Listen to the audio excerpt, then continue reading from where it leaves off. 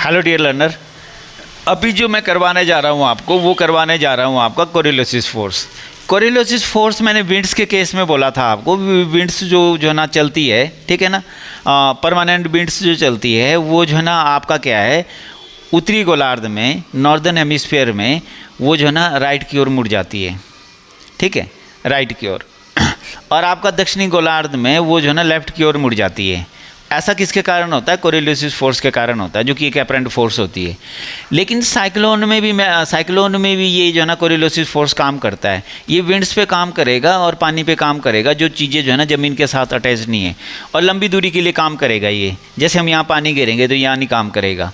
तो साइक्लोन के केस में क्या होता है, आपने साइक्लोन तो देखे होंगे, चक्रवात तो देखे होंगे, ठीक है। चाइना में उसको टाइफून बोल देते हैं, इस तरह अलग अलग जगह अलग अलग नाम बोल देते हैं। तो ये जो ना नॉर्दर्न हेमिस्फीयर में क्या है, साइक्लोन जो है ना एंटी क्लॉकवाइज मूव करते हैं। साउदर्न हेमिस्फीयर में साइक्लोन जो है ना क्लॉकवाइज मूव करते हैं। अब इधर देख लो आप, अर्थ तो ऐसे को घूम रही है ना, इधर देख लो तो वामावर्त का मतलब होता है ये देखो बाएं की ओर मुड़ रहा है। अब दक्षिणावर्त का मतलब होता है दाएं की ओर मुड़ना। अगर आप इधर खड़े तो इधर को किधर की ओर मुड़ रहा है, दाएं की ओर मुड़ना, ठीक है। तो लेकिन वामावर्त को हम क्या बोल देते हैं, वामावर्त को बोल देते हैं हम एंटी क्लॉकवाइज। क्यों? क्योंकि इसका मोशन जो है ना सर्कुलर होता है, इसलिए बोल देते हैं हम, ठीक है। इधर भी इसका मोशन क्या है, सर्कुलर है, इसलिए हम इसको क्या बोल देते हैं, क्लॉकवाइज बोल देते हैं। तो दक्षिणी गोलार्ध में क्लॉकवाइज मूव करेंगे और उत्तरी गोलार्ध में एंटी क्लॉकवाइज मूव करेंगे।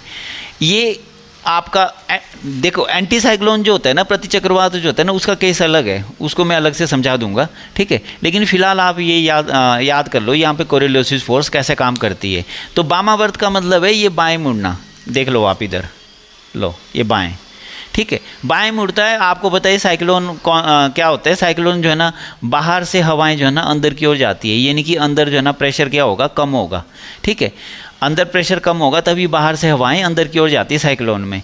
और जो है ना एंटी साइक्लोन में क्या है, अंदर से हवाएं बाहर की ओर जाती है, इसलिए उसमें अलग डायरेक्शन रहेगी, यहाँ पे अपोजिट रहेगी, यहाँ पे भी एंटी साइक्लोन में अपोजिट रहेगी, ठीक है।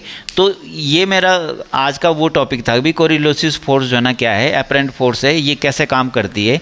उसमें भी मैंने आपको ढंग से समझा दिया था। नहीं अगर किसी के समझ में आया तो मैं दोबारा बता दूंगा, दोबारा समझा दूंगा, कोई दिक्कत नहीं है।